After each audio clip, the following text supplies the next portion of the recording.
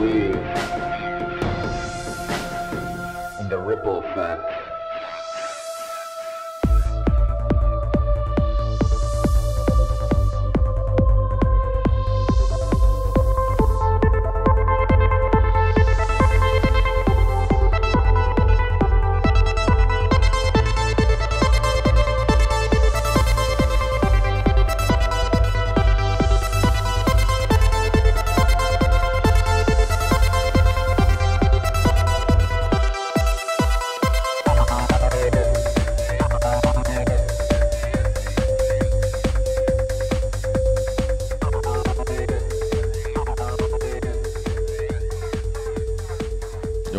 What's up, everybody? Another episode of Republic Podcast.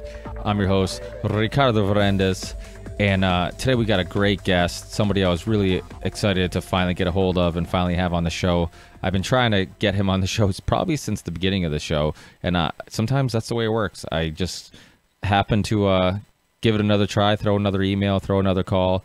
However, I try to get a hold of guests, and somebody gets back to me, and they're willing to come on. So I was really excited to have Joel Salatin on. He's probably the most famous farmer in the U.S. I became familiar with his work years ago when he was on the Joe Rogan podcast. This was, I think he was in the 700s on the Joe Rogan podcast, and Joe's now over 1,000 and something. So it was quite a few years ago, but he's also recently been on London Real.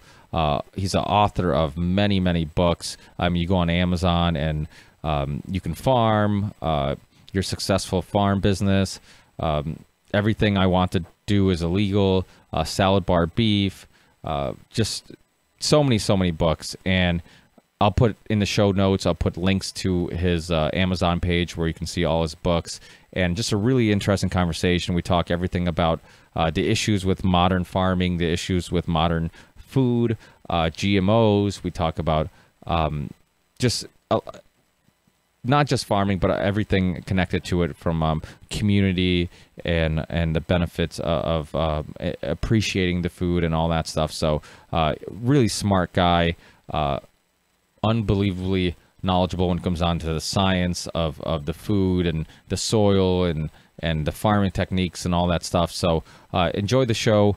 Like I said, on our YouTube channel, RV Theory 6, in the show descriptions, I'll put links to his farm, Polyface Farms in Virginia. I'll put a link to that website, and also look him up, like I said, on London Real, on the Joe Rogan podcast. Great conversations, and he's also done some TED Talks, so look that up.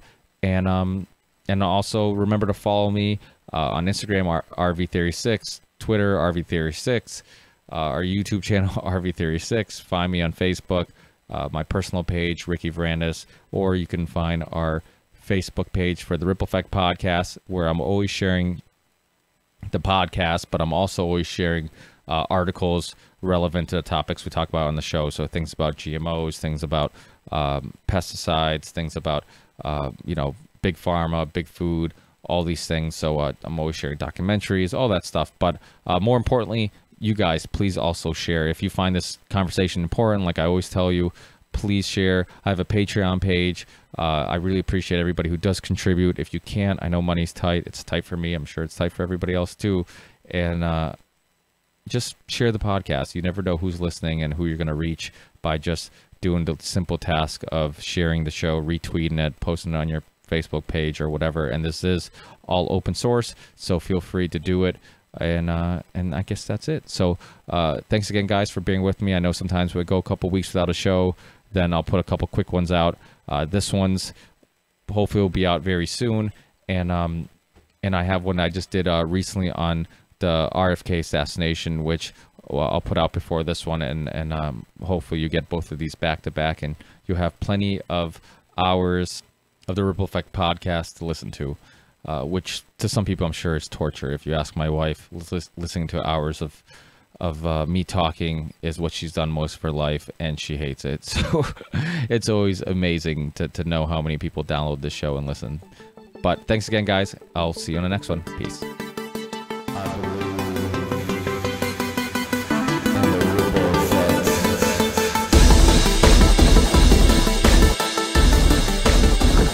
Okay. Awesome. Thanks. Super. Thank you. Thank you so much for being with me. I really appreciate your time. I've been a fan of yours for a long time, and I think the first time I heard you was on the Joe Rogan podcast years ago. And it's farming's one of those things where it's kind of near and dear to my heart because I was born in Portugal on a little farm, and my parents have always been farmers, and a lot of things that were normal to me growing up weren't so normal to some of my friends who weren't used to it. And like I remember we used to play in a metal band, and we went in the garage once for band practice, and there was a pig hanging upside down, because my parents were carving it and sure. And all that stuff. and even like just seeing my parents skin a rabbit and all that stuff, it was all weird to a lot of my friends, and to me it was completely normal. And then it hit me as I got older that things that I kind of took for granted, it helped me understand where our food came from. And this at a young age I understood that the things that I was eating at dinner time were things that were killed and lived, and you appreciate them. And then I always had this dilemma when I was a kid, because it was weird, because it's like, I know my parents could go to a grocery store and just buy food, but why would they grow it and then kill it and then raise it and kill it? And I'm always like, well, I don't get it. If they kill the animal, that means they must not like animals. But if they didn't like animals, why would they go through the work of raising it? And then as I got older, I realized like my parents love animals. But it was just a cycle of life that they understood.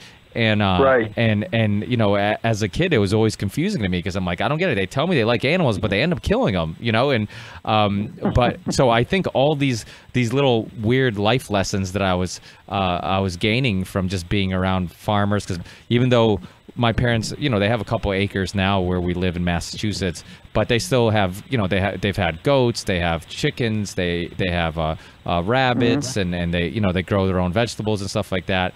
And it was something I never really thought much of, but as I got older, I really started appreciating it more, because I tell my friends, I'm like, if the world ended, you want to hang out with my parents, because they could survive just fine.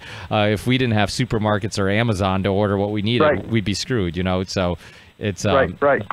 I think these are all really important skills. And I mean, do you think it's something that we're losing, that people who understand even the simple things of just knowing how to grow food are crucial skills of survival that now are lacking?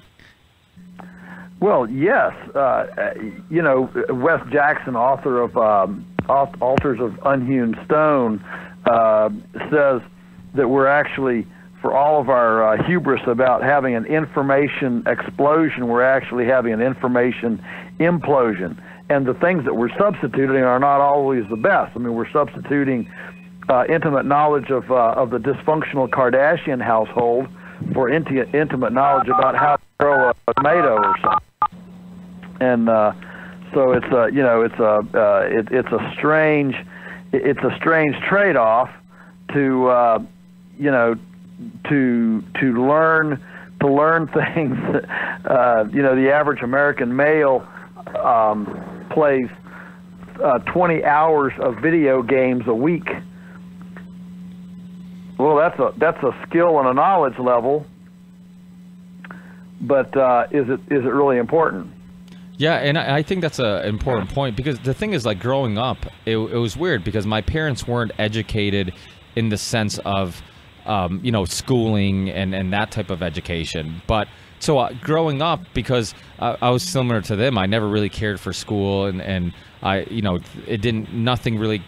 they couldn't really hold my attention in school, and I always thought it was just because I didn't like to learn. And then I got older, I realized, no, it wasn't that I didn't like to learn. It was the fact that our school system suck, and it's boring, and they don't know how to get kids to engage, and they ask kids to sit down at a desk for 6 hours a day, when really what they want to do is move and use up all this energy. And you've been around animals. I always use animals as a perfect example. I'm like, if you see babies, it doesn't matter what animal it is, they all play. They're full of energy. They're rolling around. They're wrestling. I'm like, why do you think humans would be any different? But yet you're asking kids with all this built up energy to sit down, and if they don't sit down for a long periods of time, then they must have something like ADHD or some issue where we can prescribe them a drug.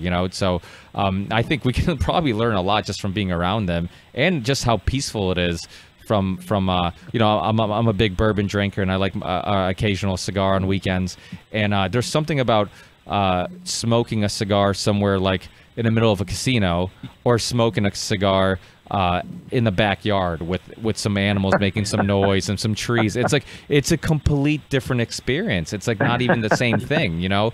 So I think there's some attachment to nature that we're missing out on too. Yes. Well, you know, I mean, Richard Louv wrote the book Nature Deficit Disorder and coined the term nature deficit disorder. And I certainly am a big fan of what he has found in his research and connecting those dots. And there's a certain humility that comes with tactile interaction with nature, because you find out that you're not the center of the universe. And I think that well, I mean, just take video games, for example. You know, if your icon dies or gets blown up or whatever, you know, you wait 10 seconds and the game gives you a new one. But when you're growing a tomato, for example, you're an 8-year-old and you're growing a tomato, and if the tomato plant dies, you don't just wait for a second and nature gives you a new tomato. I mean, this is for all the marbles. And I think being participants viscerally in nature, to understand that, you know, we're just a piece of something way bigger than us, really gives us a much better perspective of life, of the world, and how things actually work. Yeah, no, absolutely. And you know, that concept of us all being one, it's when you really look at the way, you know, when you look at how animals or plants, everything dies, it ends up getting absorbed by the soil, which ends up feeding some other animals or life, and everything kind of just cycles within one another. Like when you see that and you experience that, you realize like we really are all one, and we're all connected in probably some weird way that we can't really explain. And yeah, well, you know, this is this cycle. You know, it's the life, death, decomposition, regeneration. I mean, and of course, the regeneration is often in a totally different, a different form. What the compost pile grows may not have anything to do with what actually went in the compost pile to start with. But the whole, you know, life, death, decomposition, regeneration is just so foundational to the whole, ecological picture, and it does speak to the fact that in order to have life, something has to die, whether it's a carrot or a cow or whatever. Everything is eating and being eaten. I mean, that's how the bacteria and the mycorrhizae and the fungi and all that. That's how they all function. It's all just eating and being eaten, and how we create sacredness to that sacrifice of something, you know, being the life of the beginning of life for something else. The way we create sacredness there is by respecting the physiology and the phenotypical expression of that life, of that being in life, whether it's a carrot or a cow, appreciating the carrotness of the carrot and the cowness of the cow in life, and respecting and honoring that creates sacredness to the sacrifice that it gives for something else to live. Yeah, no, I completely agree. You hear hunters talk about that all the time, how they appreciate the meat more because of the fact that, you know, they saw it alive, they were they killed it, and you appreciate what you're eating more than if you just buy it packaged in a store.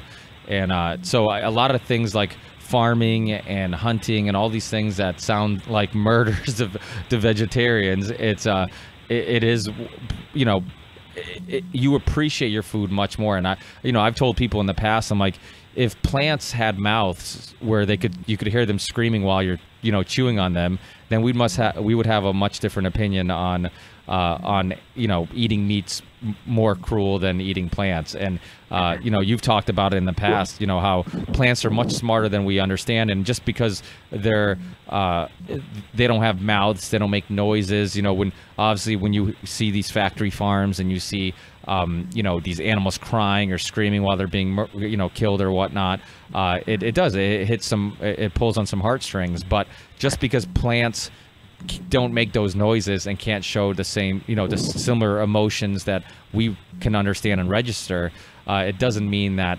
it isn't the same process. Well, yeah, and the whole idea of sentience, I mean, that's always a dividing line. Well, these are sentient beings. Well,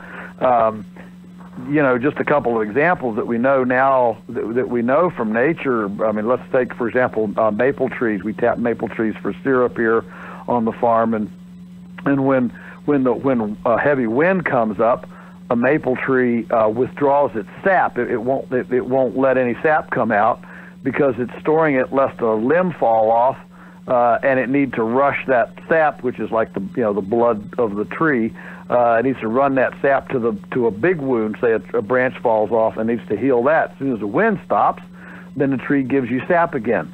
If that's not sentience, I don't know what is. We know that for example, in Africa, the Serengeti, the acacia trees and other species of trees emit pheromones that make the leaves bitter, and as giraffes graze. So when a leaf gets grazed, it sends this pheromone signal out to its neighbors, and it changes the chemical complexity of the leaf to make it bitter, so the giraffe doesn't like it as much. That's why the giraffes always graze upwind in order to try to stay ahead of this tree language that's telling the neighbors to change your chemical compounds.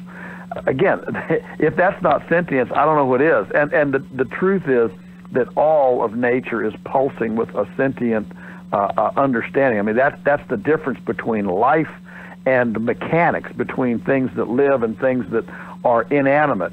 A bearing in your car, that has no sentience. I mean, it doesn't know or care or do or think or respond to anything. But anything that's alive, plant, animal, anything that's alive, does indeed respond to all sorts of things, and change its own. A Venus flytrap, for crying out loud. I mean, there's all sorts of this kind of thing, and so to assume that because animals, moo or cluck or growl, and therefore, or have eyes, like we have, and look more like us, and therefore they're more important than plants, is to take an extremely human-centric, egocentric view of all of life. The truth is, probably the most important life is the bacteria and the fungi. If it weren't for them, we wouldn't have functional soil, and then we wouldn't have plants. You can go on down the ladder. Yeah, no, absolutely. I mean, just now there's a lot of. I mean, recently, the last couple of years, there's been a lot of this documentaries against eating meat and all this, cherry picking facts on its effects on the public's health, it effects on the climate. The guys from like Cowspiracy and stuff like that. They actually, when that documentary first came out, they actually asked to be on my show, and I remember looking into the documentary. I'm like, I can't have these guys on because I don't agree with them, and I think that the information is kind of cherry picked. And sure. Then What the Health is another, or What the Wheat, or whatever the hell it was called. That what the health? Yeah, What the Health was another one. And I mean, I know people that literally changed the way they ate after watching that, and it's propaganda, I guess, for a lack of a better term. Because I'm not saying that all the information is wrong, but there's a lot of cherry picked information, and yeah. The way I view that is that what they're studying, a lot of the indictments of the current factory farming system, chemical agriculture, industrial agriculture, whatever you want to call the current orthodoxy, a lot of the data is exactly correct. The problem is that the answer is not to go off to another planet. The answer is to change the dysfunction of what you're studying. I wrote an article once. The title was "It's Hard to Study What Ain't," and And so because all their data points are coming from conventional, feedlot, chemicalized, aquifer irrigated, I mean, we can go on and on and on, soil depleting kind of systems, then obviously that's going to lead you to a dysfunction, and you're going to say, it's better not to have this. I mean, I liken it to imagine if you and I were from Pluto and we volunteered to go down to Earth and study their educational system. So we get in a little flying saucer, we fly down to Earth, and we land in the worst school district with the worst superintendent, in the worst school with the worst principal, in the classroom with the worst teacher, with the worst kids who have the worst parents in the in the country. We study it for 2 days. We go back to Pluto, and they say, "Well, what'd you find?" And we'd say, "Well, goodness, they'd be better off if they didn't have any education." Yeah, exactly. and that. So when you study, when all you study is dysfunction, you don't get the true picture. And you're exactly right. They have cherry picked. I mean, I've talked to ranchers that they filmed in the film, and I mean they completely misquoted, took quotations out of context. I mean these guys are actually evil manipulators with data and with verbiage. And I mean, they're very agenda driven, and people, unfortunately, I kind of call this whole, vegan anti-animal movement basically an urban disease. It's certainly being, pushed in the cities. It's being bought by cities primarily, by people who have never, whose only relationship with an animal is a pet dog or a cat or a gerbil or a boa constrictor or whatever. They've never closely participated with animals in their, in their functional environment, and as a result, there's just a lot of ignorance. Yeah, no, absolutely. I remember growing up going to Portugal, or even here, they do it here, where, the Portuguese have this stew where they take every part of the pig and they end up making a stew out of it. Nothing goes to waste.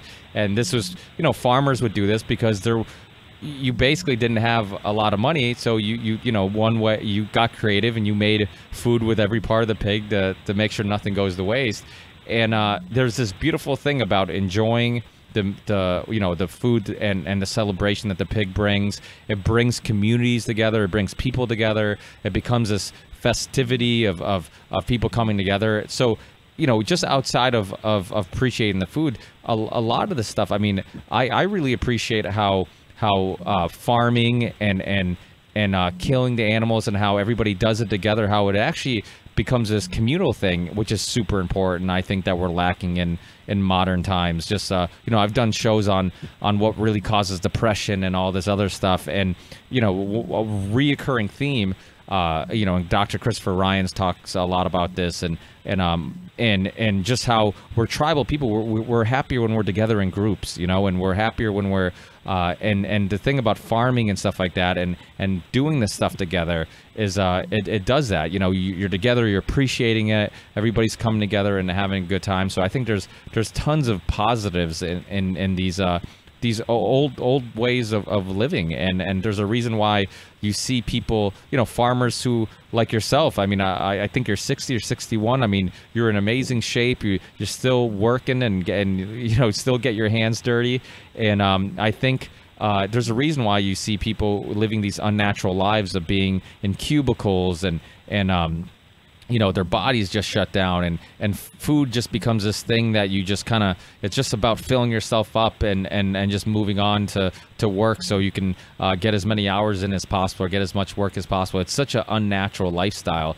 And I remember my dad used to tell me when he came to America, he's like, oh, I should have stayed in Portugal. I was happier there. And I'm like, well, in Portugal, you didn't have a TV, you didn't have any, you didn't have any of the luxuries you have here. Why would you want to go back to Portugal? And I remember as I got older, like I started understanding. I'm like, yeah, but he had community. I remember once like his TV wasn't working. He called me over and he was all like, oh, we got to get this TV working. And I'm like, Dad, how many years did you live in Portugal without a radio, TV? You didn't have running water. And he's like, oh, you're right. And we all played cards and we were just, we were happier than we are here, and I'm like, exactly, and everybody drank and in Portuguese culture, everybody always had an accordion at home. Somebody takes out the accordion. All of a sudden, it's free entertainment. People are dancing, drinking, eating. And so I think, there's a lot of things about this packaged food that, this is another, I think, a side effect of it is that it also prevents us from having to come together and eating together. We can just eat on the go, fast food, or processed food, just grab it and go. Yep. And so there's this, growing up, my mother would I could never miss family dinner. It was the most important thing. If I got an F on the report card, she'd be a little mad. But if I missed family dinner, it was the end of the world. And now I appreciate that. I hate eating alone. I always make my family eat together. And it's that time where we all get to enjoy each other's company and spend some time together. Because if we don't do that, then we're just roommates. We're just kind of taking care of priorities and stuff, but we're not actually spending any quality time together. You really see that in other cultures, especially if you travel much. And America it seems to me like it's one of the only places where food, our food culture. Well, Prince Charles has been a real friend of sustainable ag. He says a culture is known by its religion, architecture, and food. And America, if you go anywhere in the world and say, well, when you say America and food, what do you think? Well, they think McDonald's, right? Fast food. Yep. And it's here where we essentially don't have a food culture. Essentially, as you said, food is essentially seen as a pit stop. It's just a pit stop among the things in life that are really, really important. Food has no importance in and of itself. It's just a necessary. Obstacle to getting along with whatever else is really important. And other cultures don't see it that way. They see it as fundamentally important. And we take it one step further on our farm. Our moniker is healing the land one bite at a time. And we want people to understand that food, yes, for all the reasons you're suggesting, communal, family, humility before our dependence upon the earth, and a celebration of the abundance of provision. I mean, all those kinds of things are wonderful. But also just the fact that that understanding how we eat, what's actually on the plate, is one bite at a time, creating the kind of landscape that our grandchildren will inherit. The way we farm, the way we do our food is going to actually determine or not whether we have soil tomorrow, whether we have water tomorrow, whether we have breathable air tomorrow. All those things are based on our menu choices. And so that makes a new imperative, almost a new sacredness, if you will, in our food choices.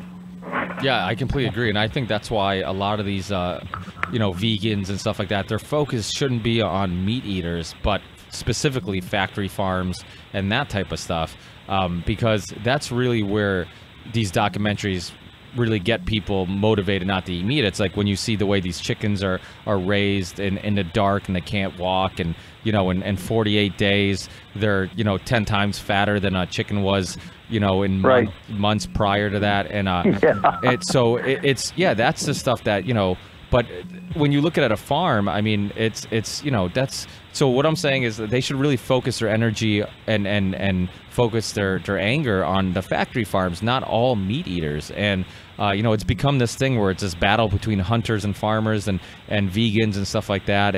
And I just think that I think in many cases their heart's in the right place. I think that they mean well. They really do care about the environment. They really do care about animals, I guess. But I think that in some sense, it's almost ignorance, maybe, like just a lack of understanding of the relationship between farmers and hunters and animals. And even, like I said, I had the same dilemma growing up where I didn't understand how my parents could tell me they loved animals when I was a kid, but yet I watched them kill them. And I'm always like, well, how does that make any sense? I'm just a little boy, and I'm like, I don't get it. You said you love this animal, and now you're killing it. But as I got older, I started to understand that it's like, of course, they could just go to the grocery store and buy something. If they didn't love this animal enough to raise it and give it a good environment, and I would see when there was a coyote or something would kill a chicken or something like that, my parents would be so angry. And I'm like, wait, what do you care? You're going to kill it anyways. But they really did care about those animals. So I think that it is a little bit of ignorance and lack of understanding of that relationship. And probably because of the fact, like you said, they never were in the situation where they watched that relationship and they watched the way that people actually appreciated the food. What people need to understand, when vegans, say to me, I mean, because I've been told, how can you even be a functional human when you're a murderer, and all this stuff, and what they have to understand is that way more actual animals, from earthworms to mycorrhizae, whatever, actinomycetes, way more animals are killed to produce, for example, tofu, soybeans, than are killed to produce a T-bone steak, and because of all the the tillage and the herbicides and whatever, monocrops are actually quite quite deathly in the ecosystem. And two things I would just add to that. That is that there is no animal-less ecosystem. You study the world, you look around the world. Show me an ecosystem that doesn't have any animals. They're everywhere, and there are a lot of functions for animals in nature. I mean, one is that they create incredible fertilizer. People. Oh, did I lose you? Of course, they're inefficient. That's why all the best soils on the planet are under herbivores. Plains, the wildebeest on the Serengeti, the pampas of Argentina, the steppes of Mongolia, the middle of America, the bison. All these places were full of megafauna, primarily herbivores, and that's what made these deep soils. And secondly, there's not, to my knowledge, there's no produce grower, vegetables and grains and things in the world that is able to do it without animals. Every functional system, without animals, I mean, unless you use chemical fertilizer. But let's not count chemical fertilizer for a minute. Let's just look at ecosystem function. And what you find is that there is no long-term sustainable functional agriculture system that functions without animals. Because oh, did I lose you? Important functions, turning waste into high value and things like that. So this idea that we can sail off into some sort of a vegan future sans animals and have a functional system without chemical fertilizer is just it's a fantasy. Yeah, and so people who are listening and they don't understand, because we talk about factory farms, and there are, agriculture did bring some issues with, with disease and all this stuff with the modern way of farming. And, obviously our issue with antibiotics, how, basically people are going to become immune to them eventually, because the majority of our antibiotics are going into our animals, and, it's having some effect when we're consuming them. For people who are listening who don't know how you do things differently on your farm, what's the easiest way of explaining what you do at your farm? Well, probably the easiest thing is just to explain that on our farm everything is on pasture. So what you would normally consider of like a confinement dairy operation, where you've got 3,000 cows in a desert, just confined. On our, on a pasture-based farm, those cows would be probably a smaller herd, and they would be, on pasture. Our beef cows are on pasture, and our calves are finished on pasture. We move them every single day, as opposed to putting them in a field, fatten them up on corn and soybeans and all that.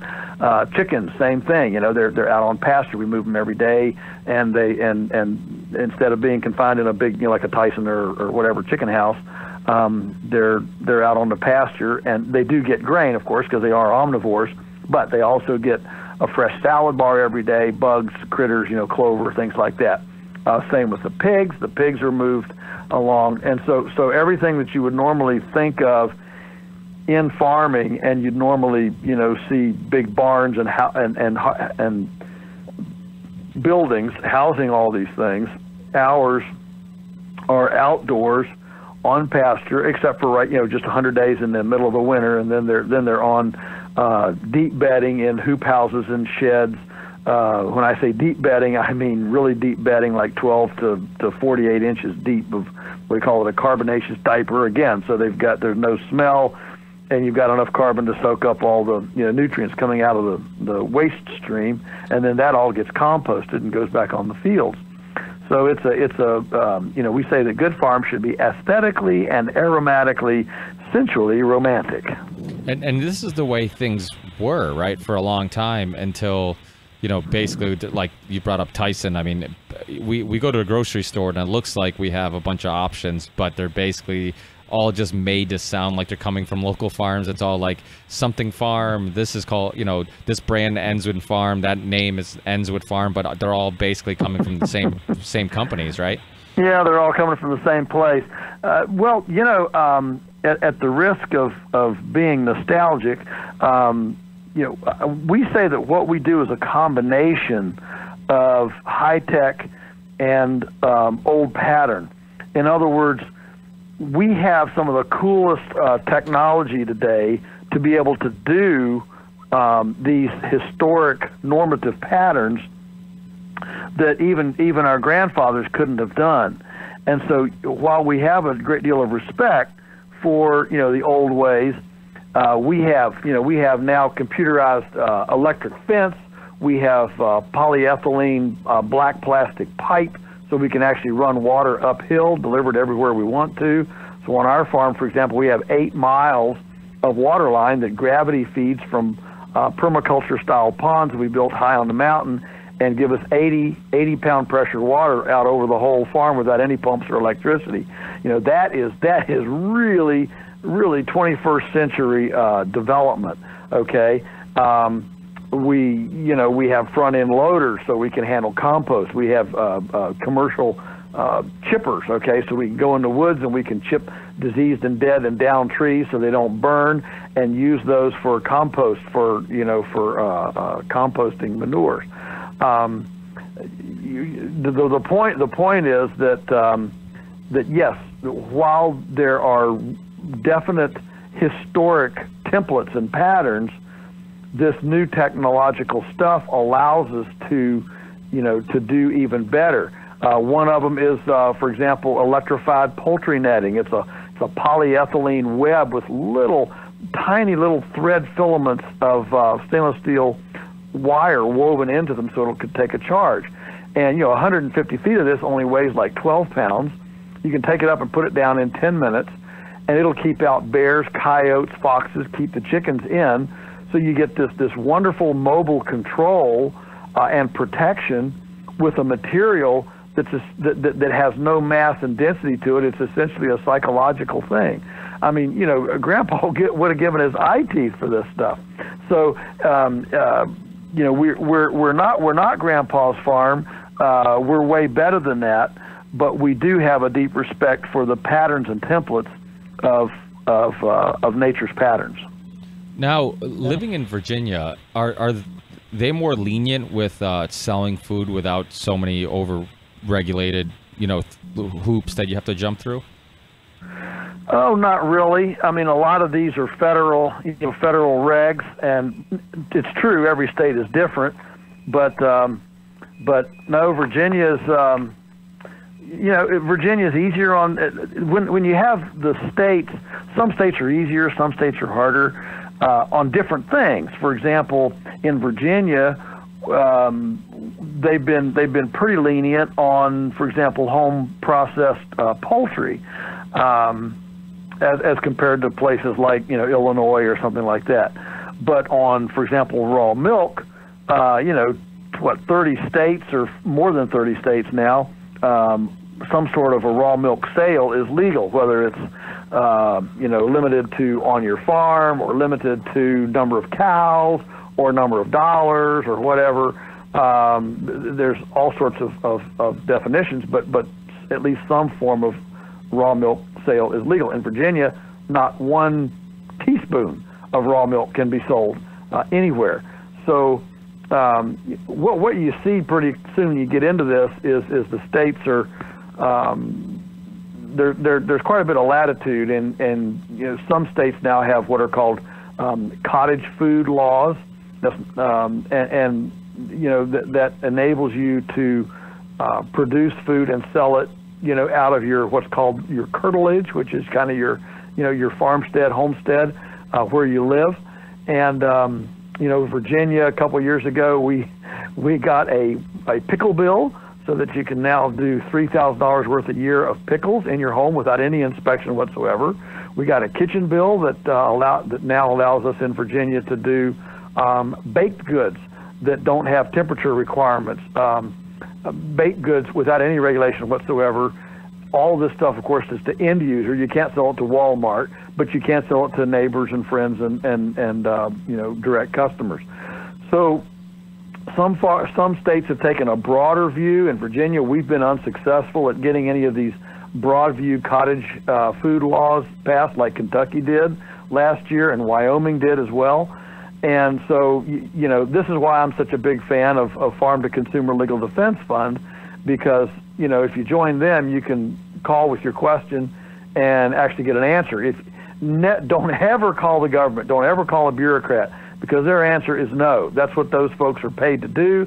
They're paid to tell you no. So if you don't know what you can do before you call the bureaucrat, you're not ready to call the bureaucrat. And the Farm to Consumer Legal Defense Fund, which is modeled after the Homeschool Legal Defense Association that Mike Ferris started, 40 years ago, the Farm to Consumer Legal Defense Fund is modeled after that, and they have, representation, and you can actually, call them and talk directly to somebody that deals with this every day and find out what is, where the legalities are in your own state for your own food system. Now, for people listening and who hear you talk about, basically selling food with no regulations, how could you put their minds at peace? Because there's a lot of people who believe that, like, if you don't have any regulations, if you don't have anybody overseeing this stuff, then it can cause issues with people getting sick or whatnot. But obviously, we've seen the opposite happen too, where people were getting sick on food that was regulated. But I think that it obviously hurts small farms, these regulations, and it makes it really hard for farmers who do just want to sell to their local neighborhoods and stuff like that. But for people listening, because even I wanted to get your opinion also, not to get off track, but I normally do, so bear with me. But if like organic and stuff, I have a lot of people who ask me, they're like, Ricky, organic, is it worth spending the money? Is it just a government bullshit thing where it's just you're paying for this this label that you can put on your food, and it's not any better for you, and stuff like that. And I've thought about it, and I've looked into it, and there's some conflicting opinions on it. Some people say that yes, it's you're basically letting certain companies charge more if they're willing to pay that for that inspection or whatever it may be to be certified organic. What's your opinion on organic and stuff like that? Should people be paying more for that, or would it just be easier to get something that doesn't say organic but it's local? Yeah, well, for sure, for me, the short answer for that is there's nothing like the transparency and the integrity that naturally comes with knowing your source, which for me, local is far more important than organic, because at least then one of the things that's happened with the government organics, I call it government industrial organics, is that it has become incredibly adulterated and compromised, just like most of the things the government does, right? And so, the big companies now own the certification process. And so, now we're certifying in the U.S., we're the only country in the world that's now certifying hydroponics. Well, the whole National Organic Act, when it was put in by Senator Patrick Leahy back, 30 years ago, was all about soil systems. And so, this is a very obvious departure from the intent and the wording of the law, and yet because the big companies kind of now own the system and have stacked the regulation board and the bureaucracy, they're certifying hydroponics, of course, with no labeling requirements or anything, so you don't know if the tomatoes you're getting, they're organic or they're hydroponic or not. And so that's why, people like me suggest, the best thing is to, don't trust that government label, but actually find, and when people hear me say, find your food, I don't have time.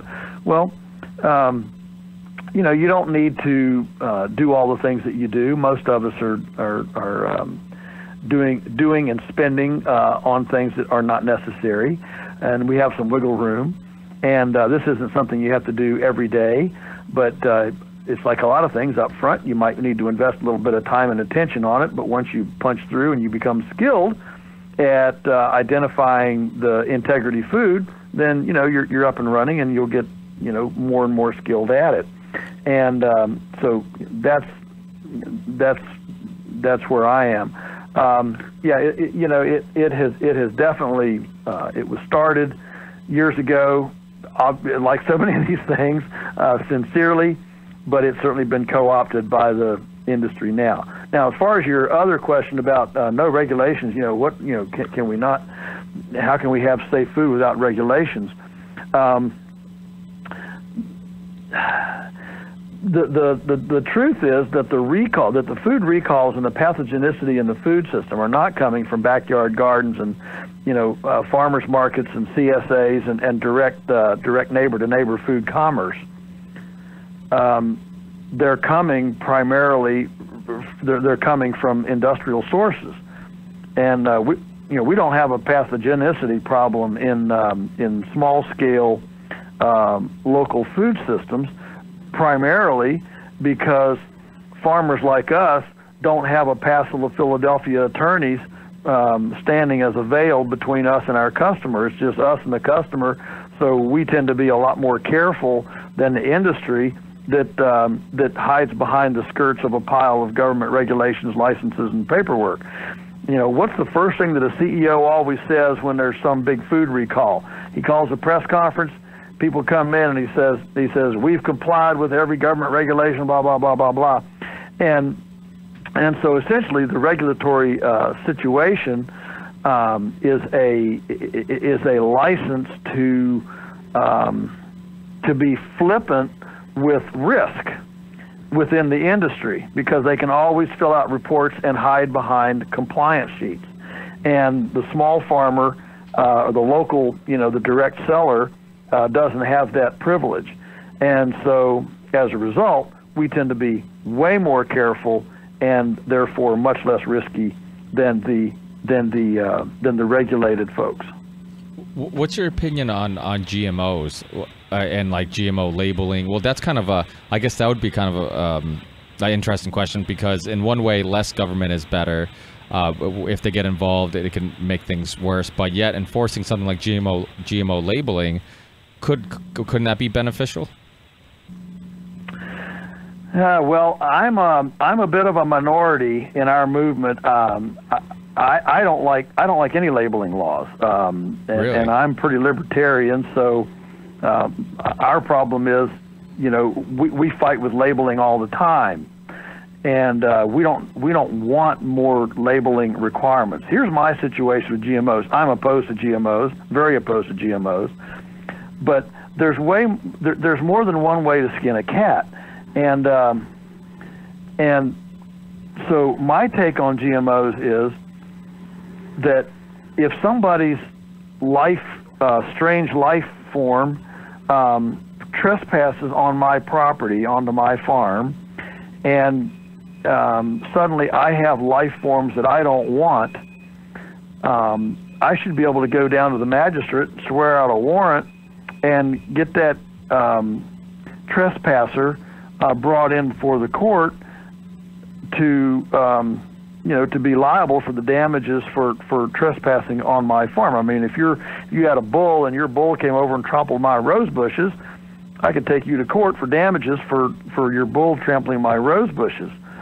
So that to me is the check. I mean, here GMOs are an inherently promiscuous life form released into the atmosphere, and here we've got such lopsided justice in our country that not only when GMOs trespass on my farm and give me beings that I don't want, not only is the owner, the patent owner of the GMO, not liable, but the courts have now ruled that I have to pay the GMO owner a royalty for the privilege of his bull coming over and trampling my rose bushes. And so the whole GMO issue, I think, would have, yeah, I mean, a lot of people think, well, labeling would certainly help, but and that may or may not be true. But to me, that doesn't deal with the overriding issue, and that is blatant property trespass from the people who own the GMO life forms. And I just think we sell ourselves short when we focus our energy on some sort of on a labeling issue rather than dealing with a much bigger issue, which is, how are we going to interact as neighbors? Yeah, no, that's definitely true. But I also think with very creative manipulation of marketing and all this other stuff, and the fact that a lot of information about like Dr. Cirullini, the French scientist who had the study that showed some correlation between some negative health effects and genetically modified food and pesticides, that information was suppressed and it was, oh yeah. So, there's been tremendous suppression of information, and plenty of information indicting GMOs, and that's why to me it's pretty black and white. But the problem is, if you say, well, let's ban GMOs, then everybody says, well, you must be anti-science, you're anti-creativity, anti-innovation, blah blah blah. So I'm just saying, well, let them do, but boy, but as soon as those life forms trespass, the owner needs to be liable for them, just like I am with my bull or a cow or a pig or anything else. And that would create a renewed degree of care in the system.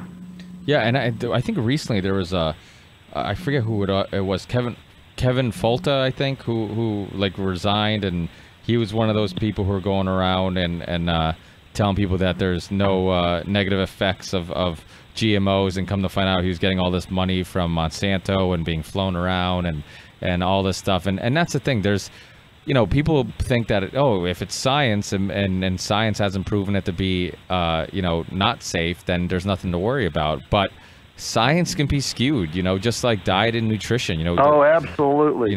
Oh, yeah. Yeah, every time I say science is subjective, people the science cultists just go bonkers. But it is. I mean, it's science is limited to what we can see and what we can duplicate. Well, there's a lot of things we can't see, some things we can't duplicate, and so a lot of things are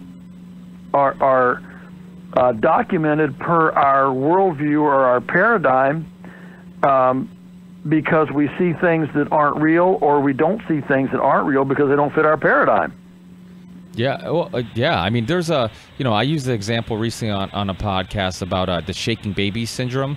I don't know if you know anything about this story, but for a while, any kid that was diagnosed with shaking baby syndrome. So if you were a parent and you bring your kid to the hospital because it was having some issues breathing or had a head injury or whatever, and they basically had these very broad guidelines, like, oh, if according to what they say shaking baby syndrome is, the parents must have shooken the baby and killed their own child. So these parents were getting locked up, and then these other doctors that had nothing to do with shaken baby syndrome is looking at it, and they're like, listen, what I understand of head damage and head injuries, to hurt their head that much, to have that type of brain damage, you must show some neck injury.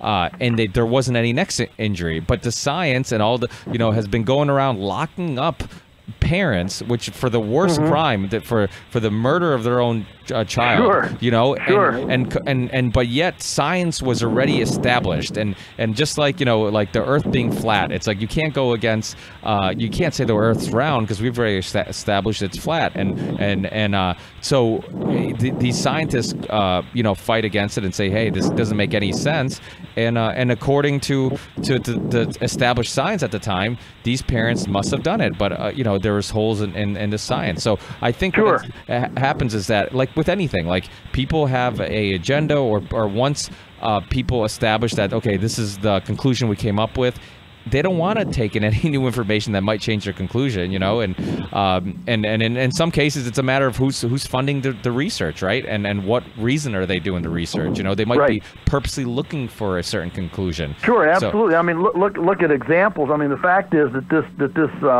scientific community doesn't have a real good track record on a lot of things. I mean, think about how many decades we were told to quit eating butter and lard, and we need to have a hydrogenated vegetable oil. And now how much is safe? Zero. We were told to sprinkle our kids' hair with DDT, and took well over a decade to connect the dots between that and infertile frogs and three-legged salamanders. We were told for decades to feed dead cows to cows, and it took about 30, 40 years to finally develop bovine spongiform encephalopathy. Mad cow. In 1979, the FDA gave us the food pyramid, which put Twinkies and Cocoa Puffs on the bottom, and then we're all wake up one day and wonder why in the world we got obesity and type 2 diabetes and everything, because the fact is, and now of course telling us to eat GMOs, that they're all the same, and of course the next one's going to be nanotechnology. We're all going to be healthier with nanoparticles running through our veins and arteries. The fact is that the track record of this expert scientific community is actually not very good.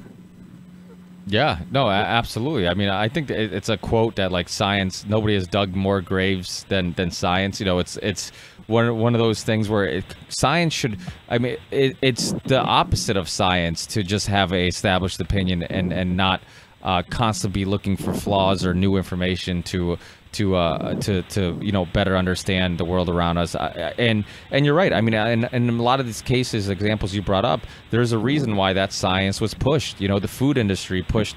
There's a good documentary called Sugar Coated. And Gary Taubes talks about it too. How the sugar industry was a big part of. I mean, how many people today have diabetes, have lost loved ones, have overweight, all this stuff, because of all this information that was pushed to our children, pushed to people for so many years, that fat is bad for you. Don't worry about sugar. Consume all the wheat and grains you want and all the sugar you want. Just watch your fat. And yet there's this increase in obesity and people being overweight and all this stuff. And then just look at the increase in disease and allergies.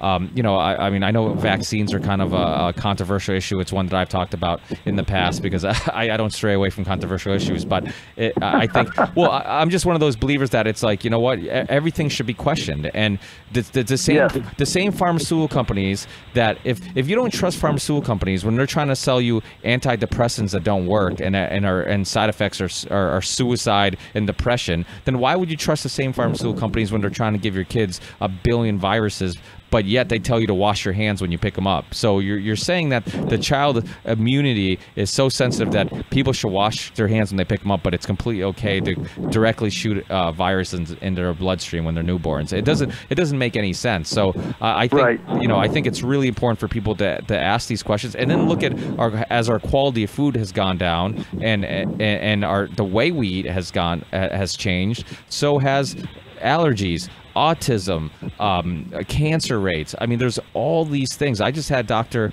Thomas Seyfried on, about a month or so ago, and from the Boston University. I don't know. It's Boston College, and he has 150 peer-reviewed studies on the ketogenic diet. I've done a lot of shows on the keto diet and how it can prevent and cure disease, because inflammation is a big part of disease. And we all understand glucose feeds cancer cells. So if you remove glucose from your diet, it can help fight cancer. And yet nobody is interested in this information because there's no money in it. There's no money in saying, hey, changing your diet can help fight disease. So who's going to want to fund that research? So I think we have to rethink medicine. We have to rethink a lot of what we call experts and think like, okay, who's paying their bills? And when markets and things like medicine becomes for profit, the best interest isn't our health and isn't us. The bottom line for me is that you have to just question all orthodoxy. The orthodoxy of the day. Chances are the orthodoxy of the day is probably wrong, and when you start looking at the orthodoxy du jour, and you begin questioning it, then you're automatically placed in the role of heretic, right? You're a heretic because you're not bowing to the orthodoxy. But you're exactly right. The orthodoxy is a powerful thing, and orthodoxy defines cultural normalcy, and that, of course, then drives business. It drives government policy, because government policy is there to protect the orthodoxy of the day, and it just becomes a self-fulfilling thing. So, questioning orthodoxy is one of the best things a person can do. Yeah, I remember when you were talking about Ty Lopez on London Real, and you were saying he's one of the most curious people you've ever met, and that's kind of, I always say I'm an expert in nothing. Like, the only thing that I am is curious. That's probably my best talent, is being curious and asking questions and constantly looking for truth. And I always say, like, that's the best advice you can give your children, anybody, is just question everything and don't just believe it just because somebody you respect told you or whatnot. And I think it's really important, like you said, because 100 years from now, we might look at ourselves now and be like, wow, those guys had it all wrong. They didn't understand, and we've done it, every generation as new discoveries have happened, that has happened, where we look back and we're like, wow, they were dummies. They didn't know they didn't understand the world around us, and there's tons of things we still don't understand, from like the placebo effect. How come somebody can feel better just by thinking that a certain way or feeling a certain way, or like we talked about earlier on the show about the connection to nature. They've people who walk around barefooted and on the grass, they say that there's they feel better, and there's this sense of connection to the earth, and people outside who they've seen where people outside their hospital windows, if they see nature and they see this beautiful trees and nature, they actually recover faster than people who see more hospital. So I think that there's so that's something that we still don't quite understand. Even prescription drugs only have to be better than the placebo, which means what? They have to be better than doing nothing. So it's it's really not a high bar that they have to get to. But yeah, so it's all super interesting. I can't thank you enough, Joel, for being with me. I'm a huge fan of your work, and like I said, you know, growing up with you know, being born on a farm, but you know, I was raised in Massachusetts most of my life, but always my parents and stuff, all the stuff that growing up I didn't really appreciate until now.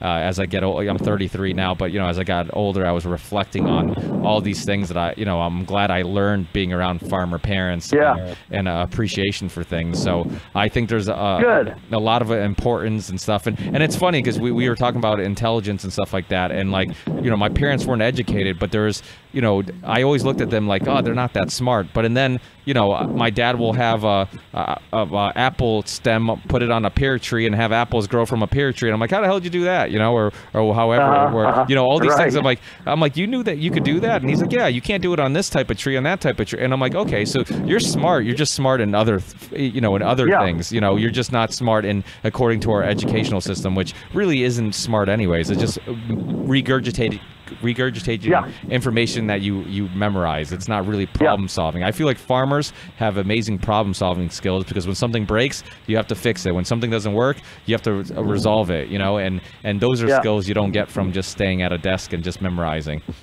That's right. That's right. Well, very good. Hey, thank you so much, Joel. I really appreciate it. I'll put the links to your Amazon books in the show notes, and the links to your website and all that stuff.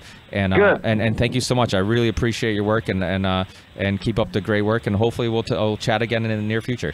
Okay. Thank you, Ricky. Great. Wonderful to be with you. Hey, you Take too. care. Thanks. Thank you. Take care. Bye. Bye.